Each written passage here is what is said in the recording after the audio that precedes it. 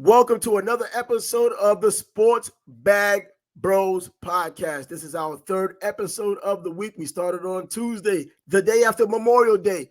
3 days later, we're still here, and we're here because the NBA Finals have just started. But before we get to that, I'm Trav. He's Bias. We are the Sports Bag Bros, and this is our podcast.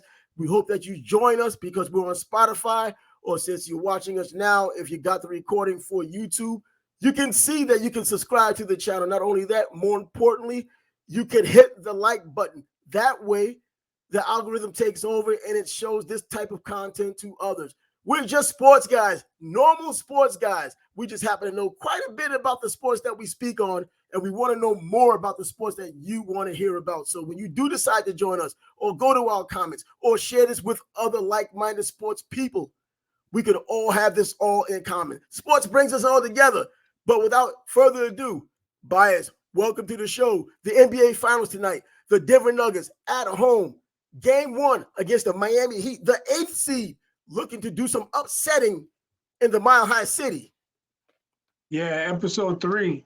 Yesterday we talked about how the Nuggets had 9 days off and they probably weren't going to be in sync or in rhythm. They're looking good right now. They got a 6-7 point lead. They're exploiting advantages with size. Aaron Gordon went crazy the first quarter. Michael Porter Jr. is having a good second quarter. He got hit in the face, though. We'll see how he responds to that.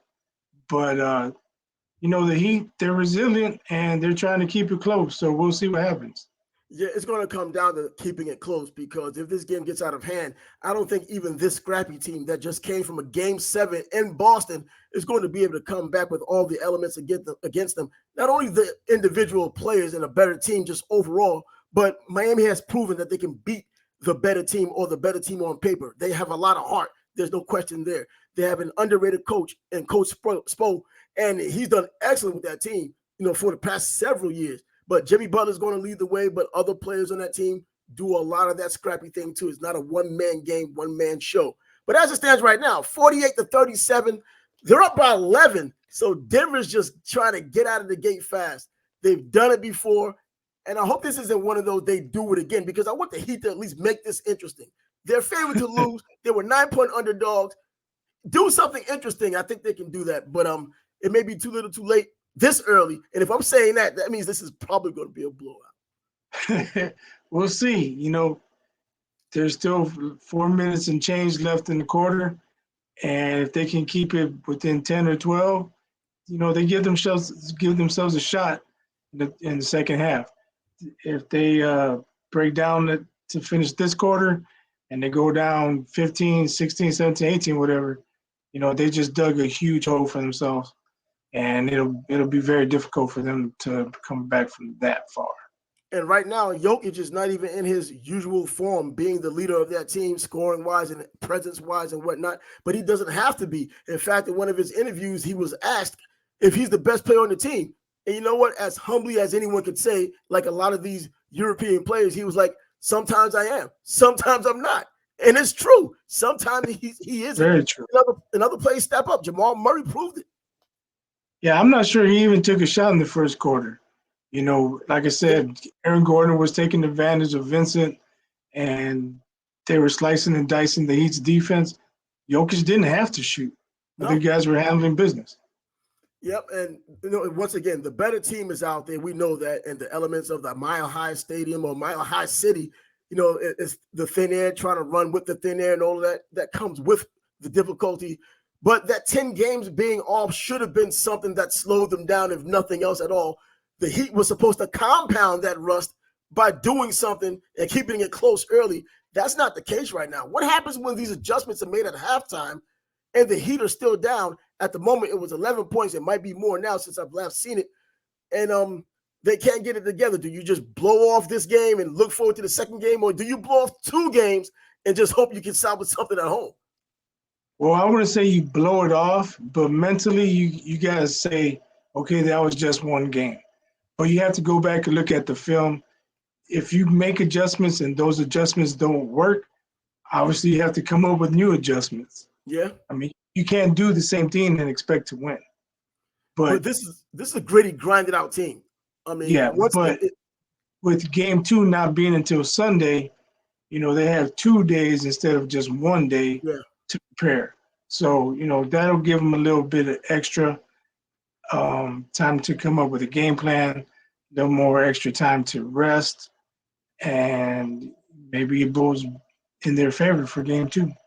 More importantly, get acclimated to that high, the high altitude. I mean, it's not going to be 100%, but it'll be better than what it is right now. Every day does count in high altitude. I mean, the cooking is even different. The instructions on ingredients and recipes are different in higher altitudes. So I know what's going on in your body and your body chemistry, is going to have its issues up there as well.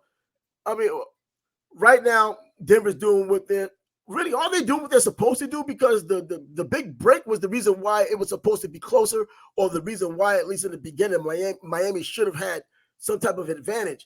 And that's just not the case right now. They're coming out of the gate, and Jokic doesn't even have to be the premier guy, and they're still there. Now he's going to creep his way into the game, you would assume, and then it's going to only get worse unless others on that Miami Heat team step it up and really help out and get back to that pit bull mentality of being the road warriors and 8th seed and just doing the impossible.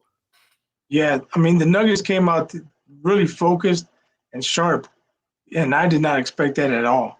The first play of the game, they were fronting Jokic, and Murray, he just went around Jokic, went all the way to the basket for a hoop.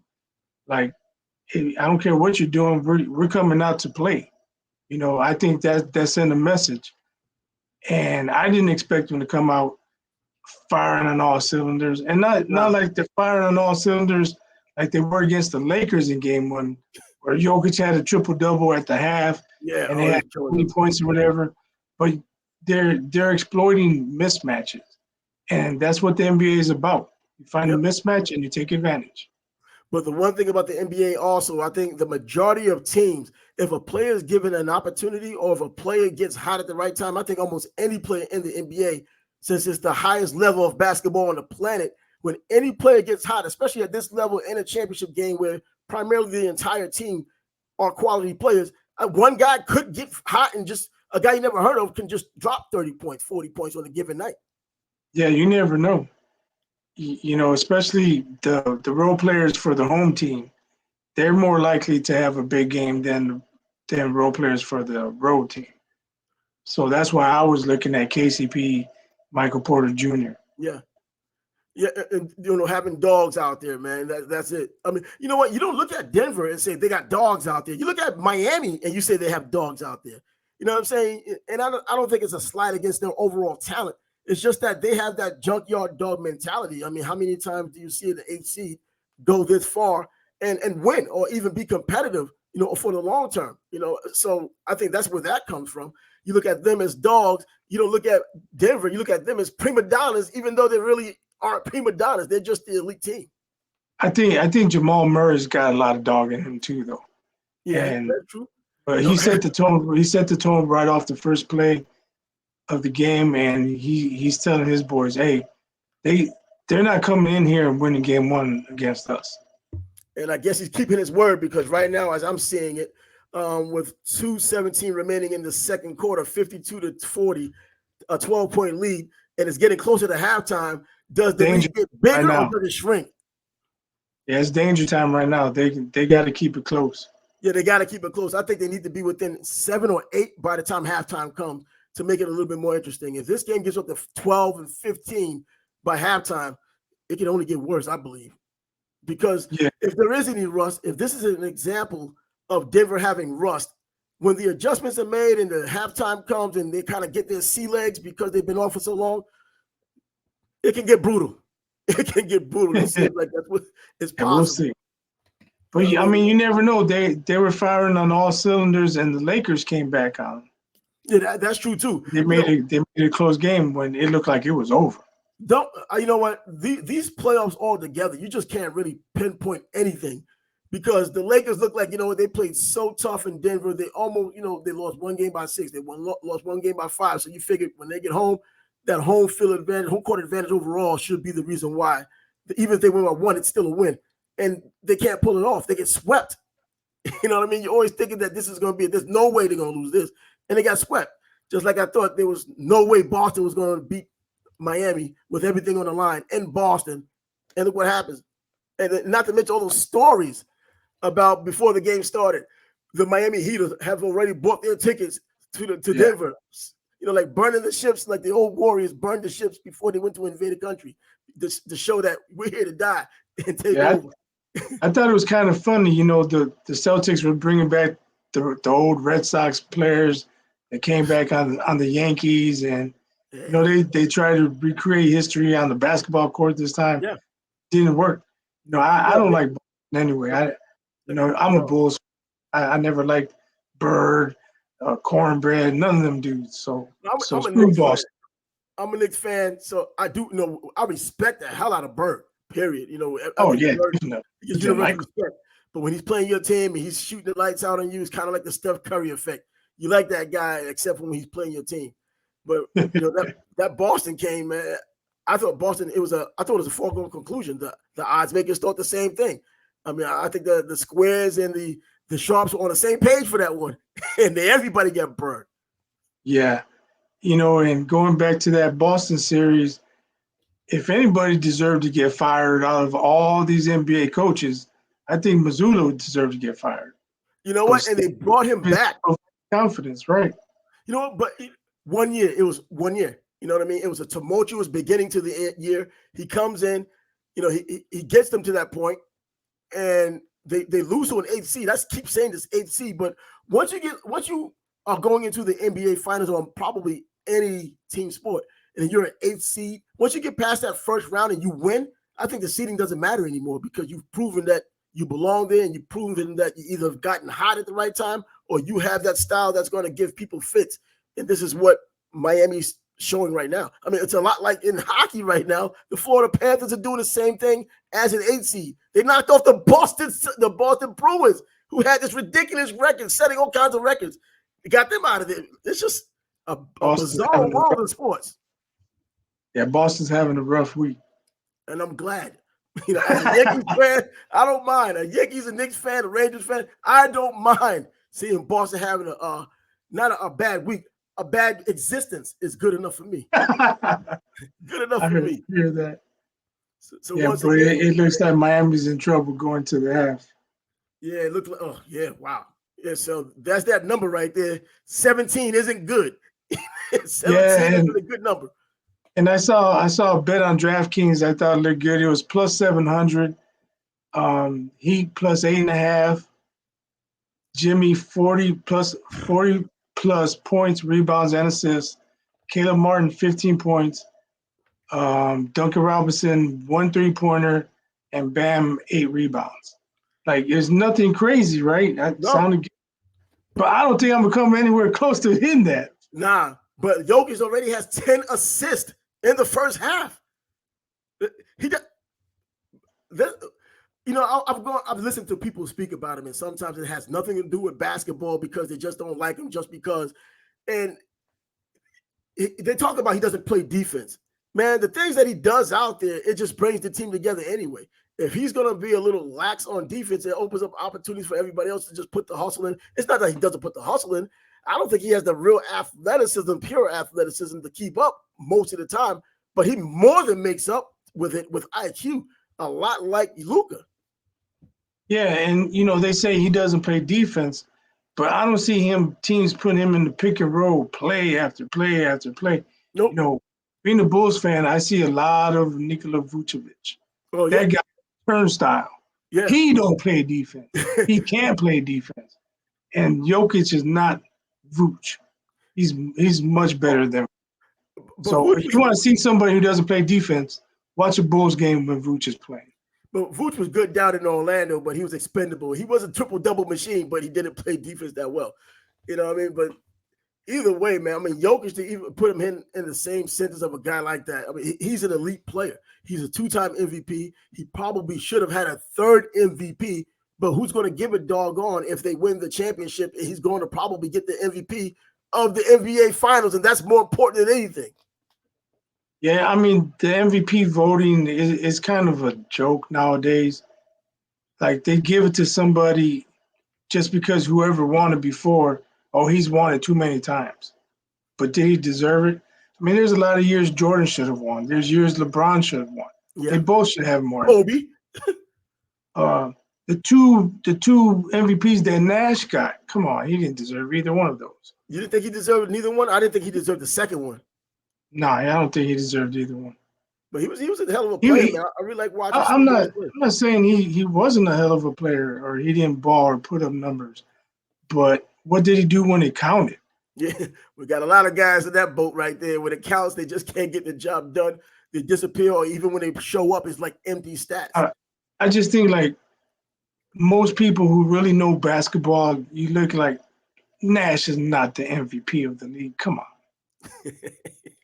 I don't know what the deal was. Maybe Perk had something going on back then too with that. Nah, Steve Nash was legit, man. Maybe I was more in favor of the first one than the second one. I don't know why they did the second one the way they did it. I mean, it was a product of the system they ran. He had a bunch of athletes with him.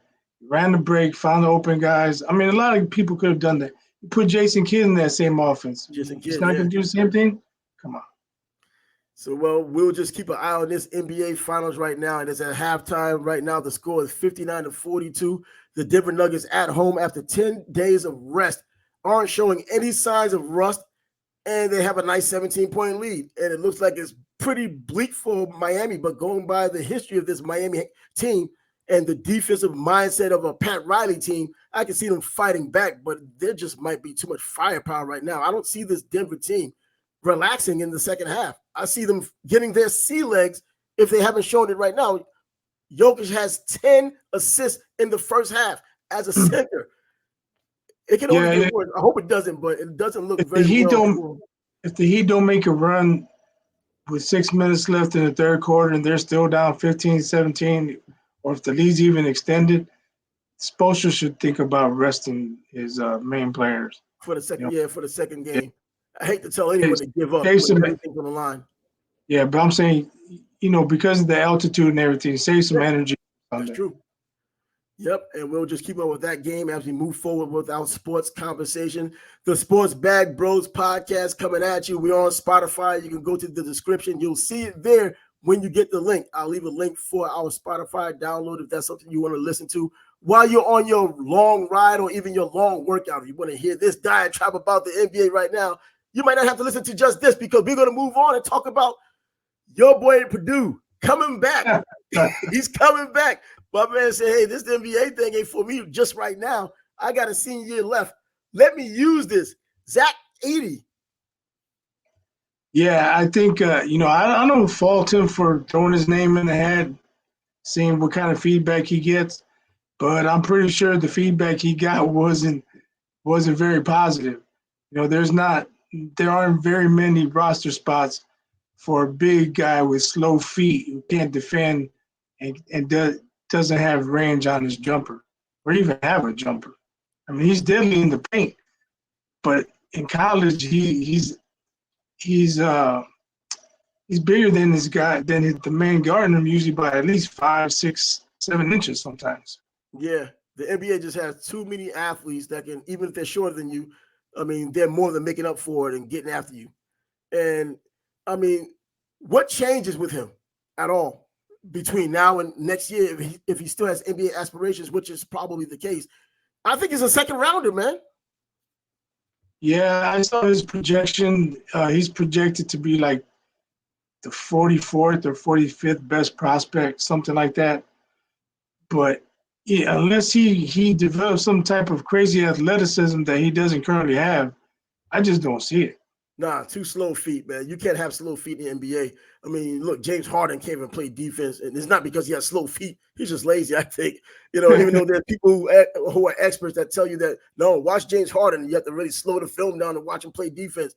Bro, I'm just watching the game. I just see everybody blowing past him just kind of looking at people like a lazy. Yeah, when his man consistently has 25, 27, 32, 28, no film is going to enhance his defense. Yeah, and he just sits back and, just like, bro, I don't want to do it anyway. I just want the ball in my hand, and the points he gets goes to the free throw line and gets those points, a lot of those points. But I don't see too much that can change with old Zach and Purdue. with his athleticism, his overall game. He reminds me somewhat of Shane Battier. Remember Shane Battier played for Duke, and he had all of these awards that he had won at Duke, and he was the top player in college, won every award you could possibly win. But every high school player went in front of him, and he was pissed off about it when they was talking to him during the interview when he was finally drafted. But guess what? His career turned out to be exactly what they figured it would turn out. It was a solid player at best and a below average player more than likely. And these high school guys that went in front of him, not that they were great, but they did better than him and had a better career than he had. Yeah, I think at Duke you could pretty much see his ceiling, where the high school players, their ceilings appear to be higher, and they were. Battier was a good player, just nothing special. And another thing about that, and the old mantra, I guess, is if you're staying in school for your senior year, especially at a prominent school like Duke, you probably aren't good enough to go in the NBA or be a real top player in the NBA. The top players, even when Kyrie Irving went to Duke, still left after his first year. We saw that Kyrie, regardless of what he does off the court, his talent can't be denied. So when you're unless you're at one of these small schools, like if you go to an Ivy League school and you're just a dominant player and you end up as a senior, well, you're expected to kind of do that at a school that's quintessential student athletes, and Harvard or even a Stanford. And I can see that, you can stay there that long, go to the NBA, have a solid career, or even a great career, from coming from one of those schools. But Zach from Purdue, it just, he was on the same team that lost to St. Peter's, that went on that run in the NCAA tournament. Then he lose to FDU in this past tournament. Yeah. I mean, when the number one is upsetting and number 16 is upsetting and number one again. So, and I think he got a shot off in the last 5 to 6 minutes of that game, and that's part of the problem. He can't get his own shot. He needs somebody to get him the ball. And in the NBA, there's no post-up games like that anymore. Nah, that's even if it was, he would get killed in the post like that. When it used to be like that, he would have nothing to do with it. You know what I mean? Yeah. So we'll see what happens with Zach throughout the season, in addition to all of college basketball when it does come around. That gives us a chance to move along in this journey of sports talk today. And that comes down to Shannon Sharpe, Undisputed. He and Skip are no longer together. They're divided at the hips, no longer attached at the hip. He is leaving Undisputed. FX1, the show that was it FX1 that were playing, were on Fox. But anyway, he's gone, was bought out. He agreed to a buyout, so he's no longer going to be on there. The impetus of this came from, I think, the Ja Morant deal. I mean, not the Ja Morant deal, the argument he had with Kwame Brown, but I think it also has to do with a lot of the bad looks he's been having, off the show. And I think it does include that Memphis Grizzlies mix-up last year, and I guess they give him one more time to don't do this or don't do that. And he's on the Kwame Brown thing and gets roasted, but it was just a bad look. Yeah, I read an article saying, his team mentioned the DeMar Hamlin issue. He didn't show up to the show the next day after Skip tweeted what he tweeted. And so there was some friction with Skip. Oh, really? It was time to move on, I believe. Well, you know what? I've been in media before, and I know exactly how it couldn't go down when everything looks good in front of the camera, or even if you're just doing radio, things sound well. And behind the scenes is a mess. It's behind the scenes. There's a lot of nonsense. If anybody who's been in media, they know that. And people who haven't been in media, you've heard enough of it to know it. And things happen. And so when something like that happens, with what happened in Buffalo, and he had said what he was saying, and was Shannon Sharpe really upset about it? Like he says he was upset, or was that just an opportunity to get at Skip? Who knows? I mean, he didn't show up for work the next day, and he insisted that Skip take his tweet down. But I mean, who knows his real feelings?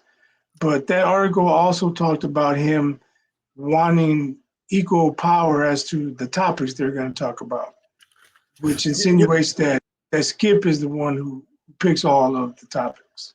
I can believe that because he's probably the one that leads the show. And when you're doing media, you always have the person who leads. And, it's almost like in sports, like if you did a football game, basketball game, you have the color commentary, you have your play-by-play guy, And it works like that. Skip is the guy who has been in the media. A lot of these athletes, many times, they aren't going to be the leaders. It's very rare that you have an athlete, a former athlete, who's going to be the lead announcer. You know what I mean? The one who does the topics. Now, you would like to believe they collaborate on what's being talked about, or at least they collaborate with the producers about what's going to be talked about. But if he's that upset about it, it seems like Skip has more say in what's going to be talked about, and well, it probably rubbed him the wrong way. You can see sometimes when they speak, he's very animated and extremely vocal and forceful with things that he says. Yeah, I think it was last week. There was one show where he was trying to talk, or they were talking about Brady, and Skip took a personal shot at Shannon, and Shannon's like, "That's what you do every time when you don't have an argument. You attack somebody personally." And Shannon was trying to talk.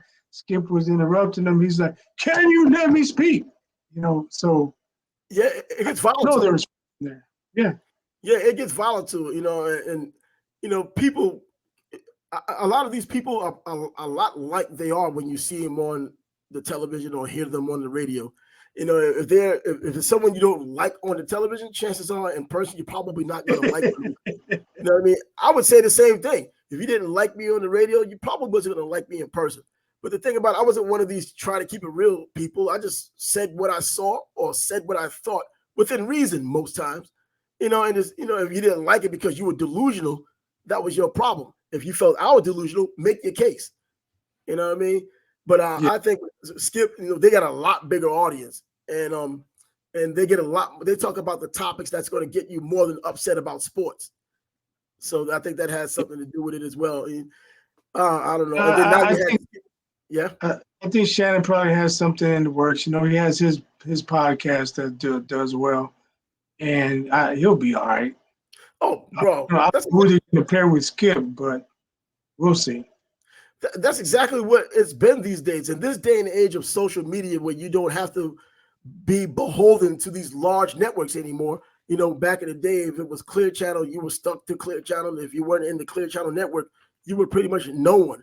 Now with social media, you can have your own podcast and get those followers. I mean, even in the political realm, we just saw what happened with Tucker Carlson from Fox, and now Elon Musk has him on Twitter. I mean, eventually he's going to do something on Twitter, or even Andrew Cuomo, when he was on CNN off of that, and he got his own podcast.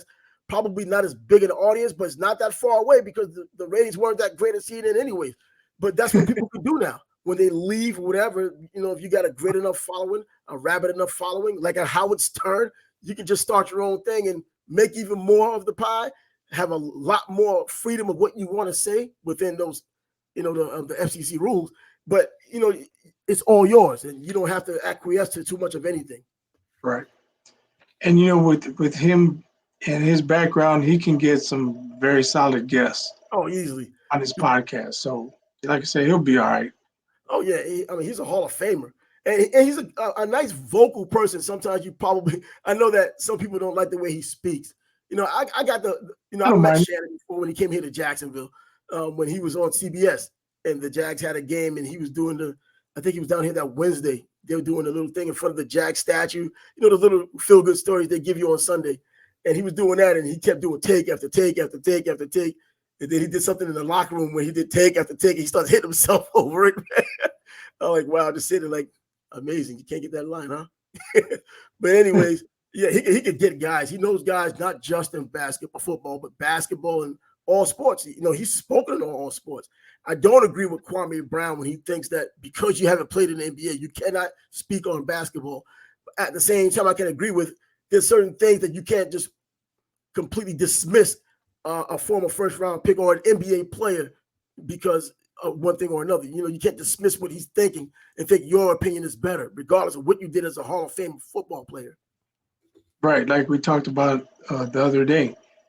If you're discrediting Kwame for being a bust so he can't speak on basketball, and you never played in the NBA, you can't speak either. But, God, I wish everybody at some point had a chance to go in locker rooms or be around these professional athletes. It's different than when you're dealing with college players or even high school players go through the pipeline, because it's just a different dynamic when you're in the NFL locker room and you see exactly what happens from day to day, or every now and then. And then you see a talented team, and you wonder why they're not playing as well as they should be playing with that much talent. And all you have to do is go to the locker room, and you can kind of feel vibes of why things are falling apart. And it's absolutely insane how it goes on like that. But yeah, these guys are getting millions of dollars, and even when they're getting just a couple of 100,000, it's still better than the top 2-3% of the country or the world. It's Right. true. And these guys, 7th-round draft picks getting $400,000. But it's just a crazy dynamic how it just works out for. And Shannon Sharpe leaving Undisputed leaves us to a nice segue to the Undisputed super middleweight champion, Canelo Alvarez. He's in the news. He's been offered a package that can be as high as $50 million to take on the young, undefeated David Benavidez. What are your thoughts on that? We'll see. Is that enough to get Canelo to fight him? He's on record saying he'll never fight him. I mean, he's using the excuse of, he doesn't want to fight his countrymen, or he doesn't want to fight Mexicans, or please. I'm not going to say Canelo doesn't have balls, but he just needs to find his balls. Man, you know what? I've watched Canelo for a long time. You have too. I mean, we knew that little redheaded kid for a long time. And, watching him for a long time. And I've never thought that he lacked heart. In the ring, he has never lacked heart. You know what I'm saying? When he even got caught by Triple G. I think he'd be the favorite against Benavidez, actually. He should be. I think he beats him. I still think he beats him right now, even though in his last fight against John Ryder, he looked like he's finally out of his prime, or on the cusp of slipping out of his prime. He didn't look the same. He had the home crowd behind him. They wanted a knockout. He wanted it. These Mexican fans who love him filled the joint for him to do just that. And you know how Mexican fighters are. They want to do it for their people, sometimes more than they do it for themselves. And he couldn't get him out of there. That was a tough dude. He took some shots. He took a beating. Bro, this dude took a beating, man. I was like, man, I hope this guy just could have a nice future, man, after this fight here. But this is, by the way, reported by Chris Mannix of Sports Illustrated, who brought this news up, talking about a package that has been discussed in upwards of $50 million. I think $40 million is probably the base of what Canelo can get from it, but it could be upwards of $50 million. I guess they're talking about people, and all that other stuff. But yeah, that fight would probably sell quite a bit. Oh, it will. It will. And he'd get more on the backside from the pay-per-view sales. Yeah. So what do you think in terms of David Benavidez? I mean, David Benavidez finally beat an elite fighter, because Caleb Plant is an elite fighter. But he's more of a boxer than a puncher. And it wasn't an easy fight. His knockout streak ended, and he had a tougher than expected fight until he clearly started pulling away. But Caleb Plant was still there. A lot of people picked Caleb Plant to get knocked out. I picked Caleb Plant. I wanted him to win, but I still thought it would end around 7, 8, 9 rounds. But he was still there, and he was still fighting back. I would still favor Canelo to win. He's better athletically. He's a better athlete. He's quicker on his feet, has quicker hands. Where Benavidez is a little bit robotic. Yeah, he is. He's a lot like Errol Spence, who's a bit robotic. He does that one-stop shop. He just comes at you throwing punches. He's very good with the basics. In fact, I think I remember hearing Jeff Mayweather, one of the Mayweather brothers, talking about how he's great with the fundamentals, and he doesn't have to do all this extra stuff, because when you're well grounded in the fundamentals, everything is where it's supposed to be. You know what I mean? So when you're learning the first day of boxing, they're teaching you what to do. Now you've been in it for so long, you've executed it so often. When you're in the basic stance, you're in that stance for a reason, because it gives you opportunities and benefits that you probably wouldn't get if you had your hands down, this and that, all the other, doing all the cute stuff. And that's exactly what Errol Spence does from his southpaw stance. He does all of those things fundamentally sound. So when you throw this is the counter for it. You do that, that's the counter for it. This is the punch you can throw from it. And you can almost expect it, but it's still going to hit you. And because his hands are so heavy, even when you're blocking it, you're going to get hurt. Marciano taught us that years ago with Lola Stars in the second fight they had. Yeah. Well, you mentioned Spence. He can't fight that way against Bud. No. He's going to have to show Bud a few different looks. But when was the last time we saw Spence showing a different look? Because even when he won the title in London against Kell Brook, he was behind and had to come from behind as a young fighter. He just did more of what he was doing to win the fight. It wasn't like, okay, plan A didn't work as well as I wanted. This plan B is now we're going to start going to our right. It wasn't that. Or going to our left. It wasn't that. It was like, let me double down on what I've been doing, and this pressure and this power was going to eventually get to him, which eventually had gotten to him because he ended up breaking his eye bone the same way Triple G had done before. So, I would like to see a little bit more diversity, but at the same time, Bud gets caught on the chin, and we know that lights can be out. I mean, I don't care who you are. When you get caught on the chin, you don't have a say in the matter if the punch lands where it needs to land. You just don't have a say. You're just in attendance. Right. We'll just have to wait and see. But, that fight's not till July. So, we'll keep it under wraps for now. Well, until then, we have Inoue and we have Steve Fulton to look forward to as well. That's just another fight we can talk about at another time since we're doing this a little bit more often. So that gives us a chance to get into some NFL now, keeping up the sports talk. We have the Sports Bag Bros podcast, Bias over there. Trav, we're here for you. And we're on Spotify. The link is in the description. Also on YouTube. Subscribe to the channel. More importantly, hit the like button because that like button allows the algorithm to show this to a lot of other people who like sports. And also right now, the Denver Nuggets are still at home playing against the Miami Heat. And let me see what the score might be now because they were at halftime the last time I checked the score on them. And they're still at the half. Oh, no, they're not at the half. They're out of the half. Just down by 14, so they made up a little bit of ground. 7 minutes and 38 seconds left in the third quarter, at least according to my update here, because I'm not necessarily watching the game right now. But, yeah, that's what's going on. So, the NFL, DeAndre Hopkins, the Arizona Cardinals released him, let him go for nothing. And where does he go? Why did they let him go? And where will be the best fit for him right now? Well, I saw that he had a cryptic tweet, hear no evil, speak no evil, and talking about monkeying around. So maybe he's dealing with the Buffalo Bills. But as far as the team who could really use him, I think the Ravens could really use him. Oh, yeah. You know what? And a top wide receiver, that would open up their run game and make things easier on Lamar Jackson, provided he could stay healthy. But that goes to the why of the circumstance. And the why was he released to begin with that $19+ million in base salary this year, even though not guaranteed. That's a salary that a lot of teams can't stomach right now, including a Baltimore Ravens team who just gave Lamar the bank. So that's probably just another opportunity that what happened there. I thought about the Jets since everyone seems to want to come to the Jets, but he's going to have to come at a lower price than he is right now. And I'm not going to ask this guy right now to take less money to come to the Jets. And the Jets are filled up anyways. Aaron Rodgers has been like the Pied Piper whistling, playing his flute, and everybody's been coming to New York because of him.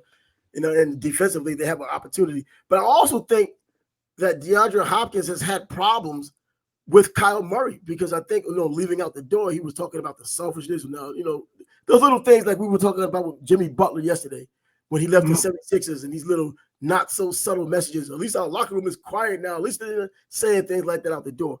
That's what he was saying about Kyler Murray. And that's not the first time I've heard that kind of talk about Kyler Murray being selfish and narcissistic, etc. Yeah, I mean, who knows? He could have had selfish reasons for wanting to leave or for causing problems to get released. So we'll see what happens. Well, you know what? A team I think that could probably use him is also the Jacksonville Jaguars, even though Calvin really just came off of his suspension and he's a legitimate number one with the Jaguars. I mean, two guys, Christian Kirk, he came in as an overpriced player to me from Arizona as well. And he's been solid, but I can't say he didn't deserve that money because he's an athlete. If they gave it to him because they felt he deserved it. So it doesn't matter what the heck I think. But in terms of his production and the dynamic plays he has to make, he's just not that guy or hasn't been that guy. DeAndre Hopkins has already proven that time and time again. And I've also heard a rumor about him possibly going back to Houston with a rookie quarterback, by the way, with C.J. Stroud coming out of Ohio State. Come on now, get real. If he wants a championship, he can go there. Exactly. If I'm Hopkins, I'm looking for a team that can take me to the promised land or a team that I could help go to the promised land. Exactly. And there are a handful of teams out there. Yeah. Houston would not be on the radar. Nah, it'll just be one of those nice feel-good stories, come back home kind of things. But nah, there's no way. A guy like that, the money probably still matters at this point in his career. He started to have more injuries. If he had 1 year, 2 years left, to play, then I can see maybe him finishing his career there. But not at this point right now, no. And sticking with the NFL, we're talking about the Houston Texans. Let's move a little bit to the East so that we can talk about the New Orleans Saints and Jameis Winston, the backup quarterback for the New Orleans Saints. He still believes he's a starting quarterback in the NFL. On the surface, I was like, what? Stop. But you know what? Based on what's out there, he's still a starter in the NFL. I mean, in 2019, we know about the numbers, 5,109 yards in a 16-game season, but the other eye-popping number, 33 touchdowns and 30 picks, he also set a record there. He's not a dumb quarterback. He's not a guy who doesn't have the capacity to get better mentally and figure out the NFL. I just don't know about this inconsistency. I mean, it's one thing. He had a 27 on the window link, if that matters for anything. Vince Young had a 6, and we saw how that career went. Jamarcus Russell had a 24. You know what I mean? So he wasn't one of these quarterbacks that he just can't pick it up. He just was lazy. I don't think that Jameis Winston is lazy. He's just inconsistent. There may be some LASIK surgery eye problems as well. He's always squinting and whatnot. He just can't read a defense at times, but sometimes he can. Well, you have to believe it to achieve it. And if he doesn't think he's a starting quarterback, well, he'll never be a starting quarterback again. But I saw one of his quotes where he referenced there's been quite a few quarterbacks who achieved greatness after the age of 30. First name that comes to mind is Jim Plunkett, winning 2 Super Bowls for the Raiders. Yep. So can he be a starter again?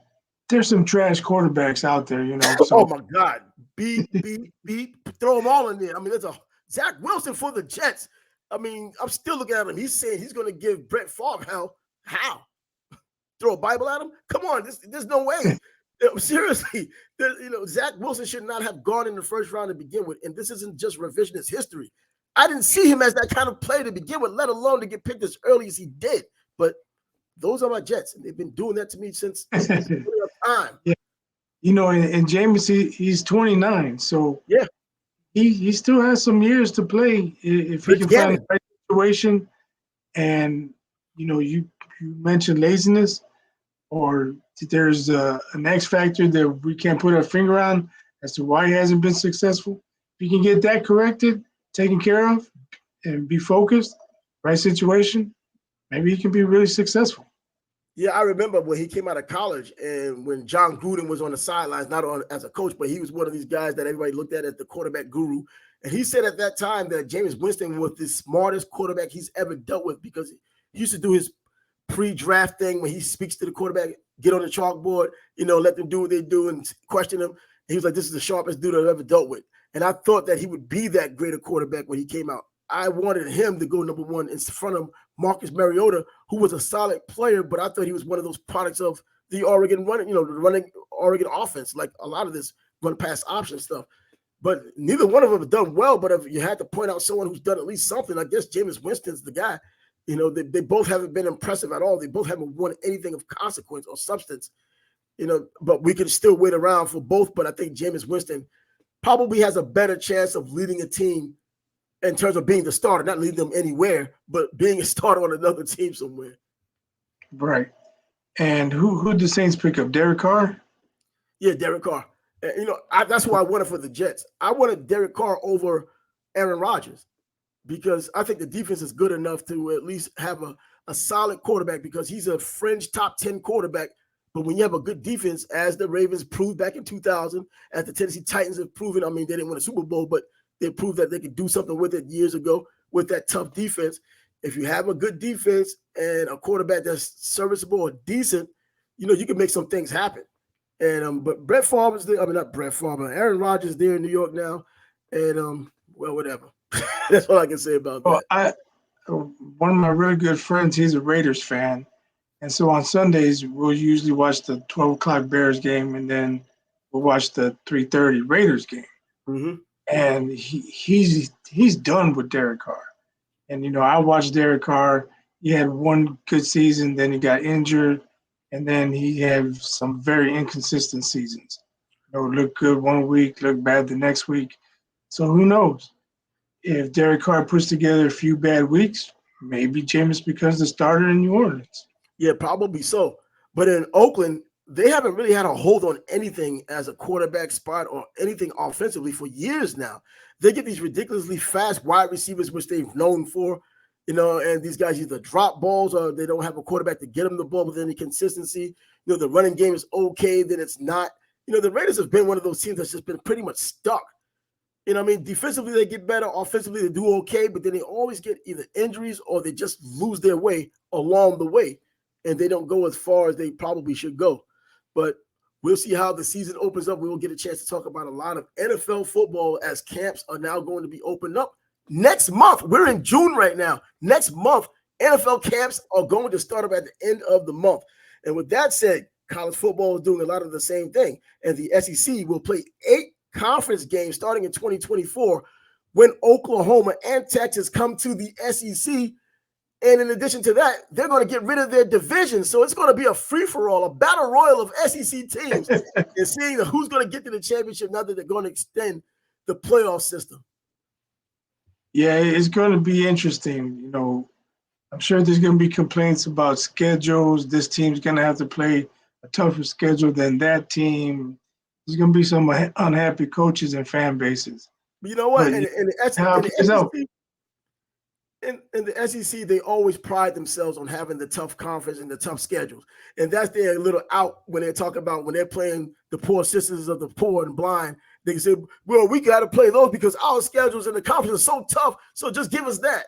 So now they're going to get a chance to play each other all the time. Vanderbilt doesn't complain. They just collect money and chill, and sometimes have a solid enough team to get to a bowl game and do some things, but in Kentucky, that used to be a doormat, now is a legitimate team that's need to be looked at in the SEC. Georgia's leading the way, but Alabama's trying to get it back. LSU, look, man, and now you got Oklahoma and Texas. You got a lot of great teams there. That opens up the pipeline almost even more so for these Georgia and Alabama to get players from Texas recruiting wise, even though Nick Saban kind of just throws them in a shopping cart and just does what he does with them and still gets these championships. Now Kirby Smart doing the same thing. And that leads me to why Nick Saban, our final topic of the night, Nick Saban is leading the lobbying efforts in Washington, D.C. about the regulating the name, image, and likeness in college football. Is there a reason for it with Nick leading the way? Because what Nick wants, Nick gets? Or is he just not happy about not winning the past 2 years and Georgia doing a lot of the winning? He's claiming that if we want balance or we want parity, that this is going to put it out of whack. But, because he's saying some schools are going to spend more than others, or players are going to have access to more money than they would at another school. Yeah.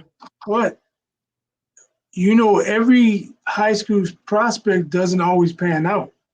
A lot. So it doesn't guarantee that things are going to get out of whack or there's going to be a competitive disadvantage for other schools. You're still going to have to recruit the right players, develop them, and go from there. And Nick has already proven that he can develop players. So has Kirby Smart and a whole bunch of other young, good coaches that are coming through the pipeline with their teams. But, the name, image, and likeness, I think that was the most equitable way of getting this done, because I was always against players getting paid. And I know there were people out there who were complaining about these players are slaves. You go to Vanderbilt when it's about $75,000 a year. You know what I'm saying? And if you're an athlete there and you're under scholarship, you're talking about, $75,000 a year in a 4-year time. That's $300,000 that did not have to come out of your pocket. That's not slavery, man. You know what I mean? That's money. If what you decide to do with that education is up to you, because even more so, they're probably not likely coming out of Vanderbilt, but every player in Alabama's not going to the NFL either. A whole lot of them aren't going to the NFL.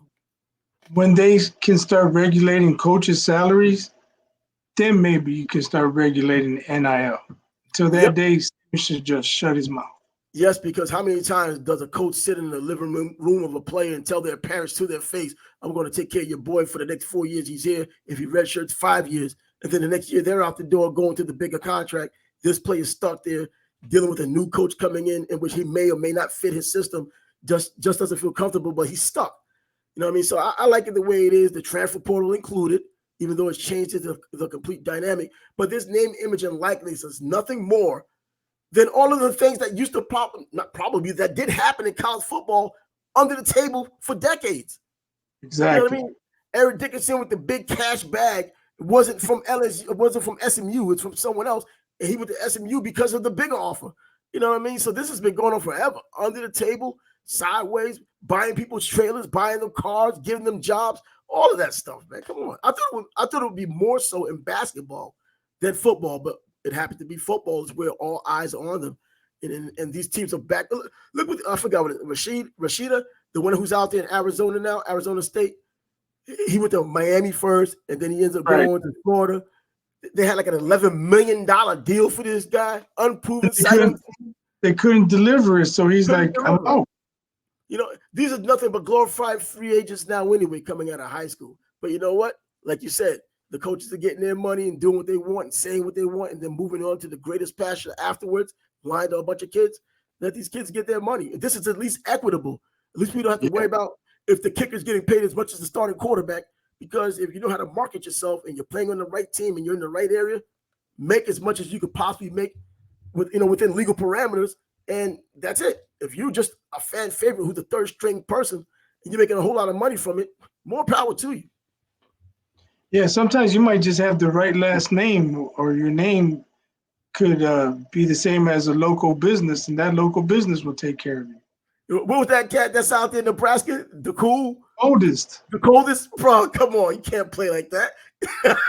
You can't do better than that, man. The coldest, hey. Bro. I think an air conditioning company. You got the AC company, bro. You get out of here, boy. You can't do better, man.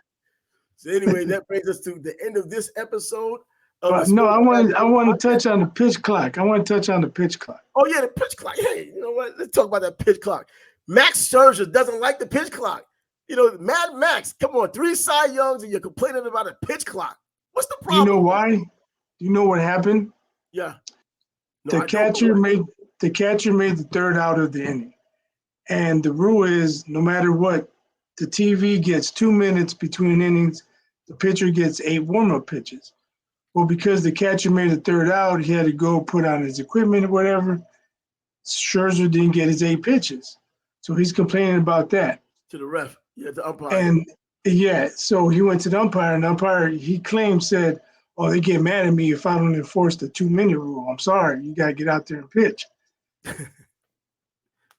Okay, and I can see the umpire not having discretion. Like, the rule is the rule. You got 2 minutes.